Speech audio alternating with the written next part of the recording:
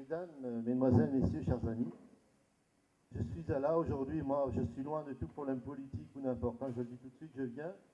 Je viens pourquoi? Parce que d'une part je suis un élu, je suis élu depuis 1977 et en qualité d'élu, j'ai eu à faire face à de nombreux problèmes, dont le problème premier c'est effectivement une décharge de 220 000 tonnes à côté de chez nous, à côté de notre commune.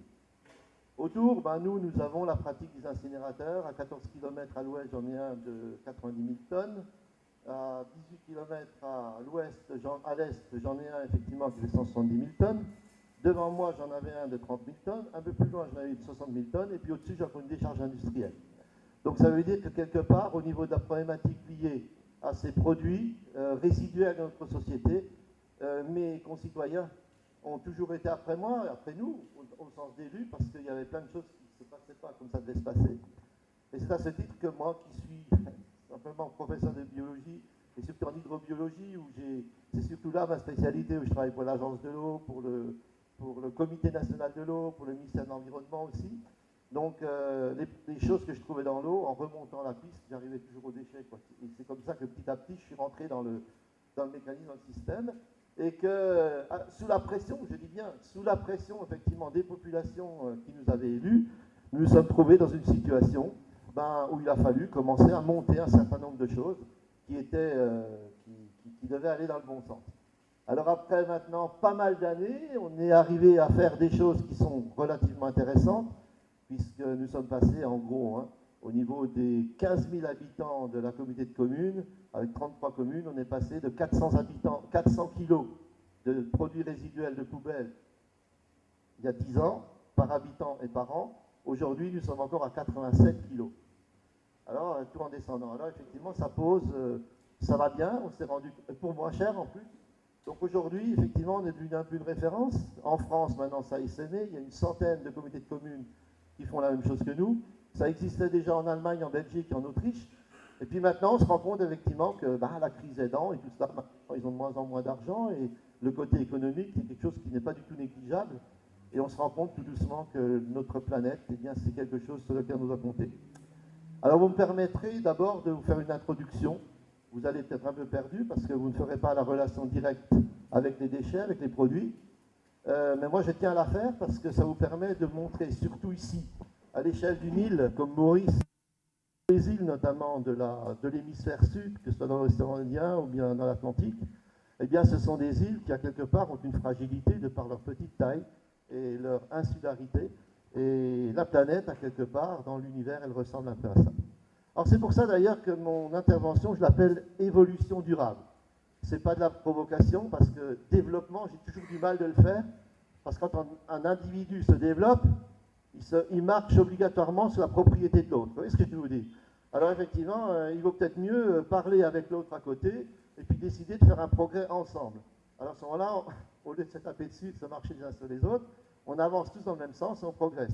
C'est le sens du mot évolution que j'utiliserai effectivement au cours de mon exposé. Alors bien sûr, on est obligé maintenant, on rentre dans un nouveau paradigme, c'est-à-dire que nous devons changer complètement notre manière de penser, car nous sommes arrivés à la fin du siècle passé, et puis maintenant s'ouvrent effectivement de nouvelles portes. Alors, ça c'est une image notamment de la NASA, qui nous montre ici la surface de la planète, et on se rend compte effectivement, surface de la planète ici, que la partie bleue, cette petite partie bleue que nous avons là, c'est la partie à l'intérieur de laquelle la vie est possible. Au-dessus, elle n'est pas possible, en-dessous, elle n'est pas possible non plus. Alors à cette échelle, on ne se rend pas compte de ce que ça donne, mais si je passe au cliché suivant, et que je mets la planète effectivement en véritable dimension, pour que vous l'appréciez, vous vous rendez compte en fait que cette petite pellicule toute bleue que je vous ai dessinée tout à l'heure, qu'on appelle la biosphère, eh bien si je veux la représenter sur la planète, vous voyez, ça fait ça. Ça veut dire qu'aujourd'hui, le potentiel de vie, la nôtre, et de tous les animaux, et la vie au sens large, elle est représentée par cette petite pellicule qui est autour. Au-dessus, on ne peut pas vivre, en dessous, on ne peut pas vivre. Ah bien sûr, là j'ai forcé le trait, parce que comme j'ai des lunettes, je pense aux gens qui ont des lunettes. Et je me suis dit, si j'avais fait le trait à la bonne épaisseur, les gens qui ont des lunettes, ils ne l'auraient pas vu, le trait. Donc pour vous donner l'échelle exacte de cette pellicule qui est autour de la Terre, et dans laquelle peut s'insérer la vie, eh bien, il faudrait que le disque que j'ai fait là, la planète, ait 2 mètres de diamètre, Et sur cette planète de 2 mètres de diamètre, les pellicules dans laquelle la vie est possible devraient être matérialisées par une couche de vernis. Donc c'est là effectivement qu'on se rend compte, quand on vit de l'intérieur comme ça, que ça devient extrêmement fin. Et la partie de l'existence de notre vie, de celle de nos ancêtres, bon c'est passé, on n'en parle plus, de la nôtre aujourd'hui elle nous intéresse, mais de celle de nos enfants, eh bien cette vie est accrochée finalement au maintien des équilibres nécessaires à l'intérieur effectivement de cette toute petite pellicule. Alors c'est marrant parce qu'ici on est dans un pays d'eau, et je pense souvent quand je fais ça à un bocal. Et le bocal, quand je pense au bocal, je pense au poisson rouge. Alors le poisson rouge, généralement chez nous, il y a beaucoup de poissons rouges dans les maisons, comme ça nous rappelle un peu la rivière, la mer et ainsi de suite.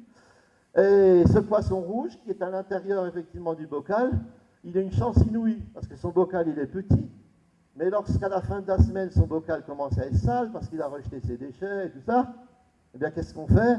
Eh bien il y a quelqu'un dans la famille qui se sacrifie, on va vider le bocal, on met le poisson de côté, on nettoie le bocal, on vide les déchets, on remet de la nouvelle eau, et à partir du vendredi soir, pour le week-end de poisson rouge, de nouveau une eau propre, bien, il est en pleine forme.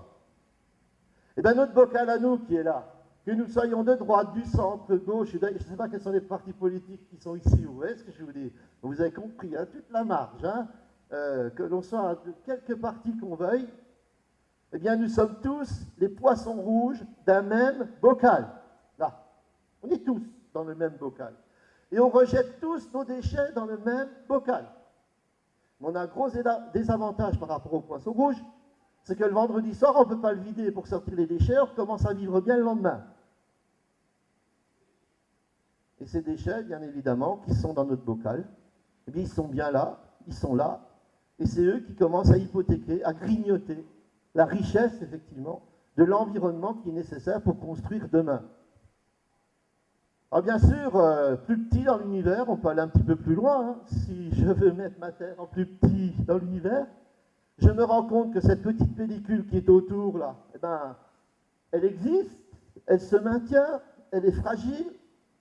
Et puis on se rend compte aujourd'hui qu'avec tout ce qu'on a rejeté dans cette pellicule, parce que cette pellicule, c'est ce qu'on sert comme déchets, avec nos voitures, avec nos décharges, avec nos incinérateurs, avec tout ce qu'on rejette, on a trouvé finalement que la poubelle la plus pratique, c'était notre biosphère. C'est là où on rejette le plus facilement nos déchets. Et puis là, ben, on a vu que par rapport à la vie, ici j'ai montré une maquette d'ADN, d'acide désoxyribonucléique, c'est ce qu'on fait. C'est ce qu'on cherche quand on va sur d'autres planètes pour savoir si la vie a existé. On cherche notamment des traces de cet ADN. Et cet ADN, il s'est structuré en récupérant dans cette couche qui est autour les substances qui ont été tirées à l'intérieur de la Terre et qui lui permettent de construire son existence.